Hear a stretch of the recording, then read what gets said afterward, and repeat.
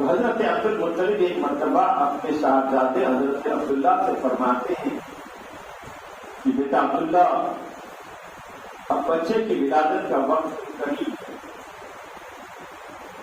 میں سرکار مکہ ہوں، میں کعبے کا متولی ہوں، میں کعبے کا سجادہ نشین ہوں، اور روسائے مکہ کے وہاں پر جب بچے کی پیدائش ہوتی ہے تو وہ لوگ اہل مکہ کی دعوت کرتے ہیں، ضیافت کرتے ہیں، تحفے اور تحائف دیتے ہیں۔ جب تمہارے وہاں بچے کی پیدائش ہوگی تو میں دادا کہلاؤں گا، اور دادا ہونے کی نسبت سے مجھے بھی اہل مکہ کی دعوت کرنا ہوگا، تحفے اور تحائف پیش کرنا ہوگا۔ مکہ مکرمہ کے اندر وہ چیزیں نہیں ملتی ہیں جو ملک شام کے اندر ملتی ہے۔ اے عبداللہ، ملک شام چلے جاؤ اور ملک شام جا کر کے ہماری شایان شام تحفے اور تحائف کو لے کر کے آؤ۔ حضرت عبداللہ جاتے ہیں قافلے کے ساتھ، ملک شام پہنچتے ہیں، تحفے اور تحائف اور جو ضروریات کی چیزیں، ساری چیزوں کو لے کر کے پھر وہ قافلے کے ساتھ واپس آتے ہیں۔ جب واپس پہنچتے ہیں مدینہ منورہ میں، اس وقت اس کو یثرب کہا جاتا تھا۔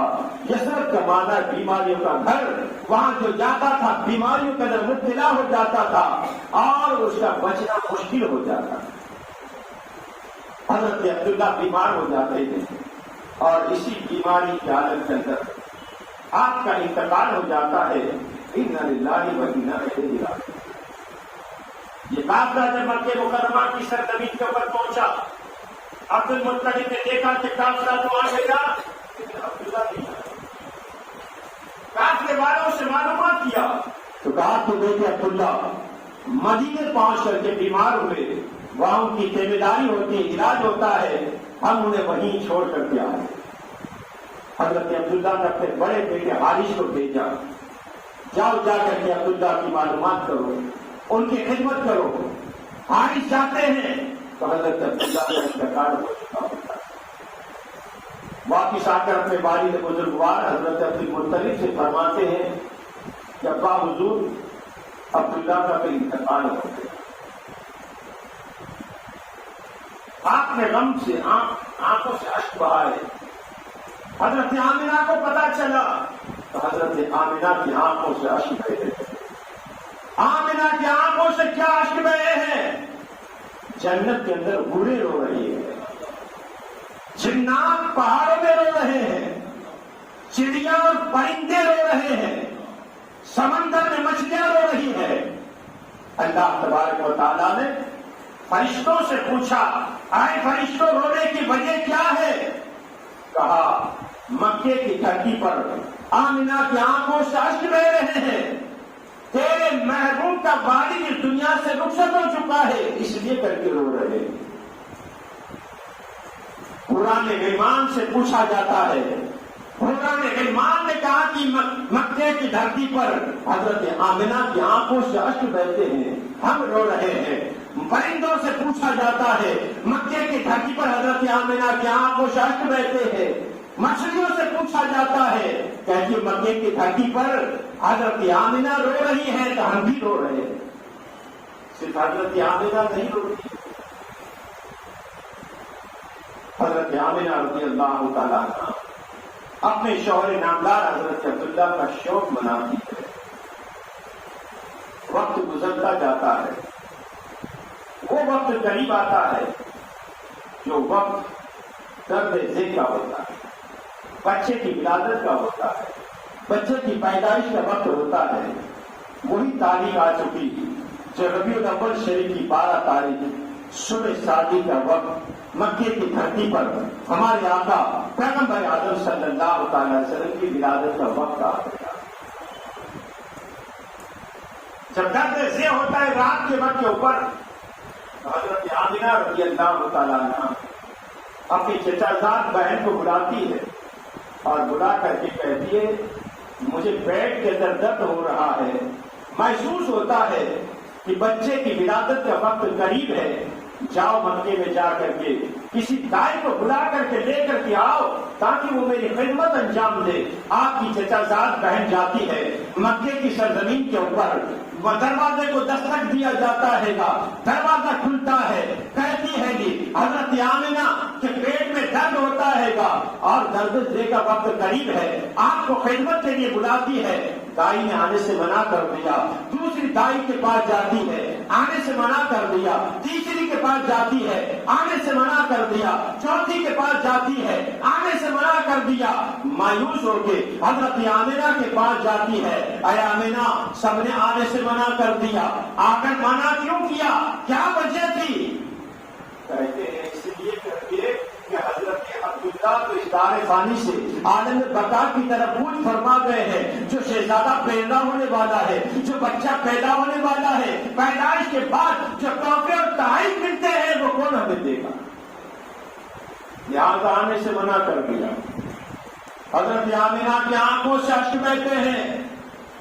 سید الملائکہ حضرت جبرائیل علیہ السلام رب کی بارگاہ میں عرض کرتے مولا مکے کی دائیوں نے آنے سے انکار کر دیا, آمنہ کے درد ذی کا وقت ہے, اب کس کا انتظام کیا جائے؟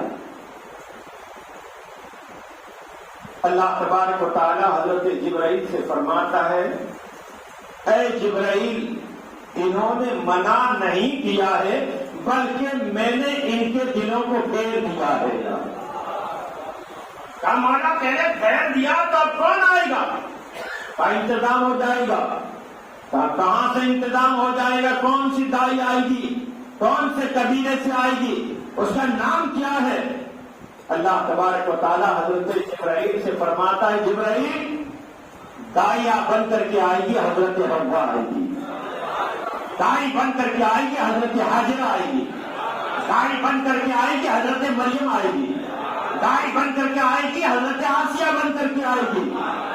تو حضرت جبرائیل فرماتے ہیں مولا حوا کو انتقال کیے ہوئے زمانہ گزر گیا, حاجرہ کو انتقال کیے ہوئے صدی گزر گئی, مریم کو انتقال کیے ہوئے زمانہ گزر گیا, آسیہ کو انتقال کیے ہوئے زمانہ گزر گیا.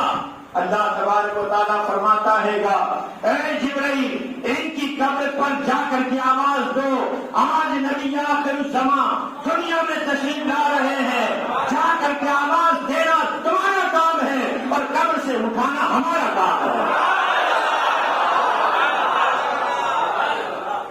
حضرت جبرائیل علیہ السلام جاتے ہیں حضرت حوا کی قبر پر, جا کر کے آواز دیتے ہیں حضرت حوا ایک زمانے سے قبر کے اندر آرام کر رہی ہو, چلو مکے کی دھرتی پر نبی آخر الزمان کی ولادت ہونے والی ہے. فوراً حضرت حوا کی قبر شک ہوتی ہے, حضرت حوا باہر نکلتی ہے, اب جاتے ہیں حضرت حاجرہ کی قبر پر, حضرت حاجرہ سے کہتے ہیں حاجرہ بڑی سکون و اطمینان کے ساتھ آرام کر رہی ہو, نبی آخر الزمان مکے میں جلوگر ہونے والے ہیں, قبر سے باہر آ جاؤ. حضرت حاجرہ کی قبر شک ہوتی ہے, حضرت حاجرہ باہر آتی ہے, حضرت آسیہ کی قبر پر جاتے ہیں, حضرت آسیہ کی قبر شک ہوتی ہے, باہر نکلتی ہے, حضرت مریم کی قبر پر جاتے ہیں, آواز دیتے ہیں, حضرت مریم بھی باہر آتی ہے. چاروں خواتین محترم ایک دوسرے کا چہرہ دیکھتی ہے اور حضرت جبرائیل سے فرماتے ہیں اے جبرائیل تم نے ہمیں کیوں اٹھایا ہے؟ مجھے مت پوچھو, جس نے مجھے حکم دیا اسی کو پوچھو, پوچھنا ہے تو رب سے پوچھو. حضرت حوا نے کہا مولا تو نے ہمیں قبر سے کیوں اٹھایا ہے؟ حضرت حاجرہ نے کہا اے مولا تو نے ہمیں قبر سے کیوں اٹھایا؟ حضرت مریم نے کہا مولا قبر سے کیوں اٹھایا؟ حضرت آسیہ نے کہا مولا قبر سے کیوں اٹھایا؟ رب فرماتا ہے گا اے حاجرہ اے حاجرہ اے حوا اے مریم اے آسیہ تمہیں اٹھایا اس لیے ہے کہ مکے کی دھرتی پر میرا محبوب جلوگر ہونے والا ہے گا, اور مکے کی دائیوں کو ہم نے پھیر دیا ان کے دلوں کو اس لیے کر کے کہ میرا نبی پاک ہے, آمنہ پاک ہے, اور پاک کے پاس ناپاک کی کوئی ضرورت نہیں ہے. جاؤ حوا تم چلو جاؤ, جاؤ حاجرہ تم چلو جاؤ, جاؤ آسیہ تم چلو جاؤ, جاؤ مریم تم چلی جاؤ, اور آمنہ کی خدمت کو ایک شہادت انجام دو. حضرت آمنہ رضی اللہ، حضرت حوا رضی اللہ تعالیٰ عنہ چلنے کا ارادہ فرماتی ہے. فرماتا ہے حوا کے لوگ اتنی جلدی کیا ہے؟ حضرت حوا کہتی ہے مولا کیا حکم ہے؟ کہا تمہارے ساتھ جنت کی حوران ایمان کو بھی ساتھ لے کر کے جا. ہم کو دائیاں بنتی جاتی ہے، یہ حوران ایمان کا کیا کام ہے وہاں؟ تو کہا جب میرا محبوب جن وگر ہوگا تو یہ حوران غلمان نعت اور قصیدہ پڑھے گی. پھر یہ حوران غلمان کا ایک قافلہ جاتا رہے گا. اللہ تبارک و تعالیٰ فرماتا ہوا کہے گا اب کیا حکم رہے گا؟ بولے جنت سے فرشتوں کی جماعت کو بھی لے کر کے جا. جاتی ہے یہ حوران غلمان نعت اور قصیدہ پڑھے گی، اب فرشتوں کا وہاں کیا کام ہے؟ اللہ تبارک و تعالیٰ فرماتا ہے کہ جب میرے محبوب کی پیدائش ہوگی، جب میرے محبوب کی ولادت ہوگی تو یہ فرشتے نعرے لگائیں گے، جھنڈا لگائیں گے اور جلوس نکالیں گے اور بتا دیں گے کہ آج نبی کی ولادت ہوئی ہے.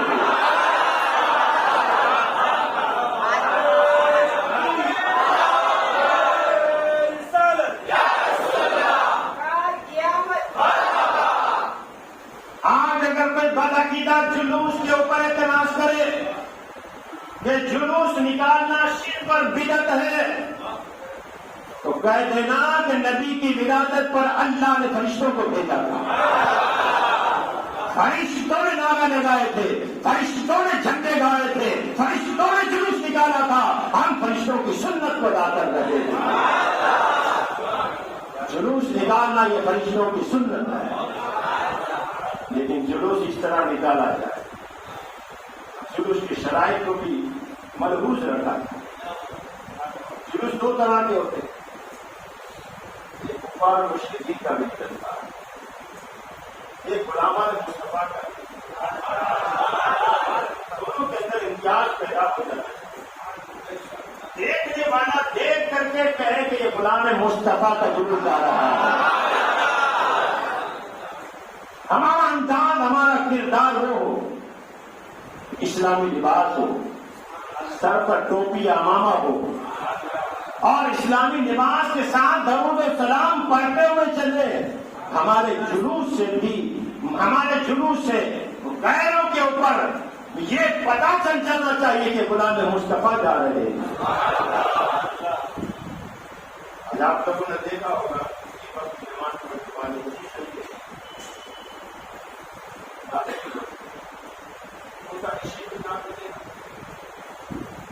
ایک لباس، کسی نے پینٹ شرٹ، کسی نے کرتا پیجامہ، کسی نے کیا یہ نہیں پہنا ہوگا. سب نے پہنا ہوگا تو سفید لباس اور سب نے کرتا پیجامہ اور ایک طرح کی ٹوپی پہن کر. ہمارا بھی کردار وہی ہونا چاہیے. ہمارا بھی کردار وہی ہونا چاہیے. مرید سے پیر کی عظمت کا پتہ چلتا ہے، شاگرد سے استاد کی صلاحیت کا پتہ چلتا ہے. ہم غلامان مصطفیٰ سے آقا کی عظمت کا پتہ چلنا چاہیے کہ جب نبی کے غلام کے کردار کا یہ عالم ہے تو نبی کے کردار کا عالم کیا ہوگا. میرے آقا پیغمبر اعظم صلی اللہ تعالیٰ علیہ وسلم نے 40 سال تک کے مکے کی دھرتی پر نبی ہونے کا دعویٰ نہیں کیا تھا کہ میں اللہ کا نبی ہوں، میں اللہ کا پیغمبر ہوں، میں اللہ کا رسول ہوں. یہ تو پہلے آدم سے بھی پہلے، لیکن اللہ تبارک و تعالیٰ نے 40 سال کے بعد نبوت کا اعلان کرنے کا حکم دیا. لیکن 40 سال تک کے اہل مکہ اور کفار مکہ کو اپنے کیریکٹر کے ذریعے اسلام پیش کرتے ہیں.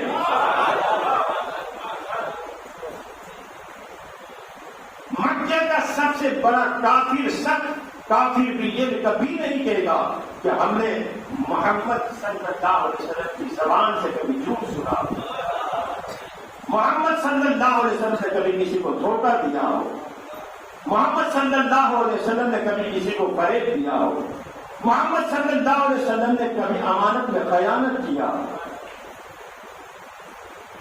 حق اور باطل کا مارکا اپنی طرف، لیکن حضور کے کیریکٹر کے اوپر کبھی کفار مکہ نے بھی انگشت نمائش نہیں کی ہے۔ 40 سال تک کے میرے آقا پیغمبر اعظم صلی اللہ علیہ وسلم نے اپنے کیریکٹر کے ذریعے اسلام کو پیش کیا۔ آج وہی پیغمبر اعظم صلی اللہ علیہ وسلم کی یوم ولادت کا ہم جشن منا رہے ہیں۔ آپ کی ولادت کے بعد سعادت 12 تاریخ صبح صادق کے وقت کے اوپر مکے کی دھرتی پر حضرت آمنہ رضی اللہ تعالیٰ عنہ کی شکل مبارک سے ہوتی ہے۔ اللہ تبارک و تعالیٰ نے ہمارے پیغمبر اعظم صلی اللہ تعالیٰ علیہ وسلم کو کائنات عالم کے لیے رحمت بنا کر بھیجا۔ وما ارسلناک الا رحمۃ للعالمین۔ اے محبوب، ہم نے آپ کو صرف مکے کے لیے نہیں، ہم نے آپ کو صرف عرب کے لیے نہیں، ہم نے آپ کو کسی ایک ملک کے لیے نہیں، اے محبوب ہم نے آپ کو کائنات عالم کے لیے رحمت بنا کر بھیجا۔ شجروں کے لیے رحمت، حجروں کے لیے رحمت، چرندوں کے لیے رحمت، پرندوں کے لیے رحمت، جن کے لیے رحمت، انس کے لیے رحمت، شمس کے لیے رحمت، قمر کے لیے رحمت، شب کے لیے رحمت، دن کے لیے رحمت۔ ارے کائنات کے چپے چپے کے لیے اللہ نے اپنے محبوب کو رحمت بنا کر بھیجا۔ رحمت بنا کر بھیجا ہے۔ اگر میرے آقا دن میں تشریف لاتے، رات شکایت کرتے، یا رسول اللہ آپ تو کائنات کے عالم کے لیے رحمت بن کر آئے ہیں، آپ دن میں آئے مجھے شرف حاصل نہ ہوا، آپ نے مجھے محروم کر دیا۔ اگر رات میں آتے تو تم شکایت کرتا، یا رسول اللہ صلی اللہ تعالی علیہ وسلم اللہ نے آپ کو کائنات کے عالم کے لیے رحمت بنا کر بھیجا ہے، آپ رات میں تشریف لائے، دن کو محروم کر دیا، مجھے محروم کر دیا، تو میرے آقا پیغمبر اعظم صلی اللہ تعالی علیہ وسلم ایسے وقت میں دنیا میں تشریف لاتے ہیں کہ رات کا اندھیرا روپوش ہو رہا ہے اور صبح کی سفیدی نمودار ہو رہی ہے۔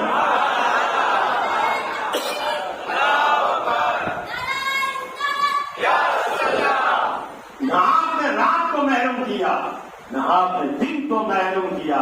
عشق والی کرم چلتی ہے بریلی کی دھرتی سے، اعلیٰ حضرت امام اہل سنت مجدد دین و ملت سیدنا امام احمد رضا فاضل بریلوی رضی اللہ تعالیٰ عنہ لکھتے ہیں گے کہ جس سہانی بھری چمکا طیبہ کا چاند اس دل افروز شاد پہ لاکھوں سلام۔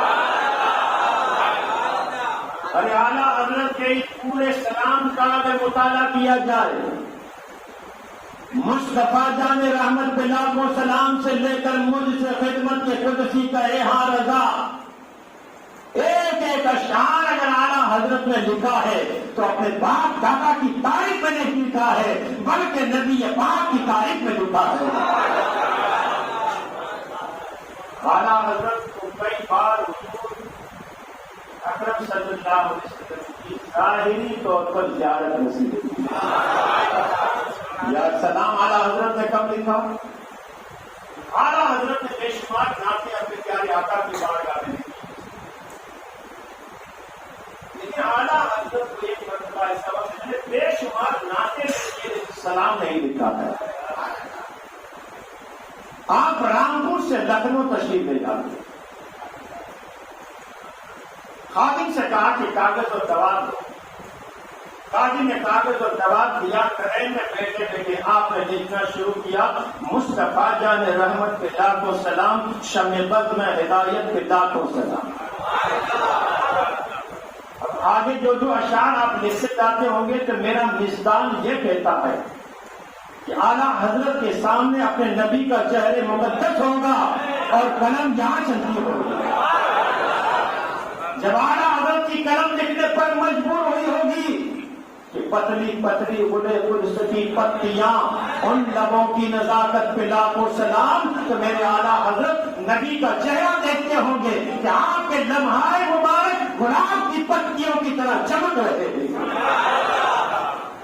جب اعلیٰ حضرت کی عشق والی کرم چلی ہوگی کہ جن کے سجدے کو محراب کعبہ جھکی، ان بھروں کی لطافت پہ لاکھوں سلام، تو اعلیٰ حضرت کی قلم ہوگی اور نبی کا چہرہ ہوگا اور بھروں کی زیارت بھی کر رہے ہوں۔ سلام کتنا مشہور ہے. اور گھر میں دیکھو تو یہ سلام پڑھا جاتا ہے، بمبئی میں دیکھو تو یہ سلام پڑھا جاتا ہے، انڈیا میں دیکھو یہ سلام پڑھا جاتا ہے، پاکستان میں یہ سلام پڑھا جاتا ہے، برما میں سلام پڑھا جاتا ہے، افغانستان میں سلام پڑھا جاتا ہے. ارے یہ کہو جہاں سے اسلام پھیلا مکے میں تو مصطفیٰ جان رحمت پڑھا جاتا ہے، مدینے میں تو مصطفیٰ جان رحمت پڑھا جاتا ہے، رجب اشرف میں تو مصطفیٰ جان رحمت پڑھا جاتا ہے، کربلا کی سرزمین پر امام علی مقام کے روضے کے سامنے مصطفیٰ جان رحمت پڑھا جاتا ہے، بغداد کے تاجدار کے سامنے اگر پڑھا جاتا ہے تو مصطفیٰ جان رحمت پہ لاکھوں سلام، شمع بزم ہدایت پہ لاکھوں سلام.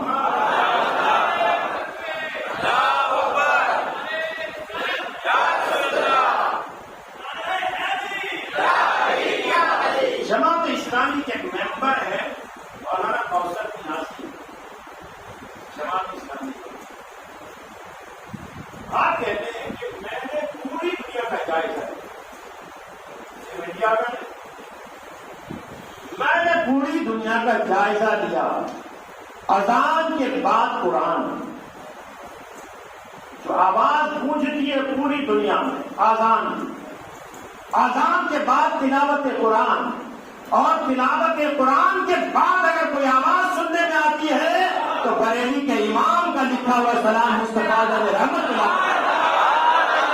عشق محبت عشق محبت عشق محبت عشق محبت.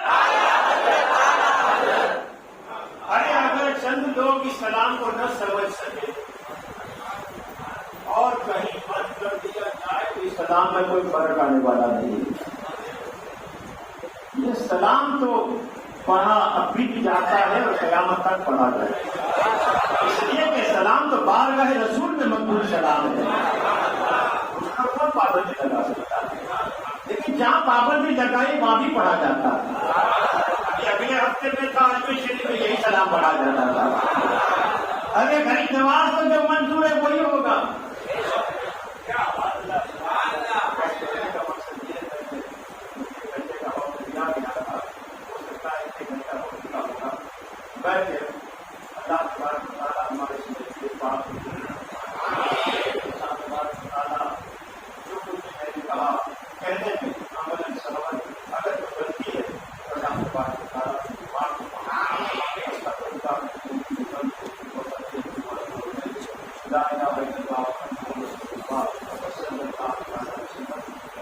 اللہ تھوڑی دیر آپ بیٹھے 2 منٹ کے لیے صرف بیٹھے ہیں، 2 منٹ کے بعد انشاءاللہ سلام پڑھیں. السلام علیکم سبحان اللہ. پاکستان کی سرزمین پر سید مولانا ثاقب علی بخاری صاحب تو ہمارے ساتھ تھے. آج ہمارے ساتھ حضور گلزار ملت حضرت علامہ الحاظ گلزار احمد صاحب نوری سجادہ نصیر خانقاہ رضویہ نوریہ جوناگڑھ کے تھے. ان کو ہم پیار سے گلزار باپو کہتے ہیں اور تو خالی باپو کر کے بلاتے ہیں. ابھی تقریر کے پہلے مجھے ایک فون آیا ہمارے پہلے تقریر کون کرے گا، تو میں نے اندر سے اجازت لی حضرت پہلے تقریر کون کرے گا، آپ کریں گے یا باپو کریں گے. تو حضرت نے بولا باپو کو ہی پوچھ لو، وہ جیسا بولے گے ویسا کریں گے، کوئی بات نہیں.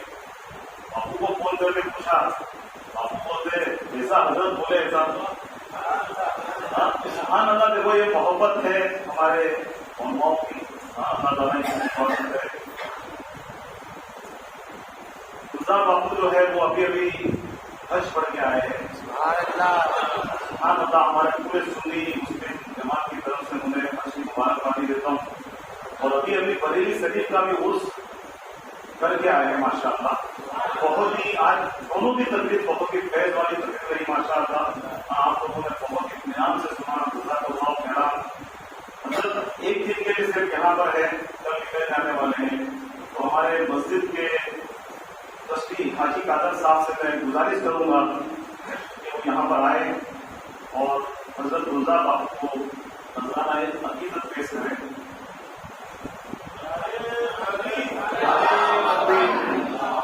نعرہ تکبیر، نعرہ رسالت.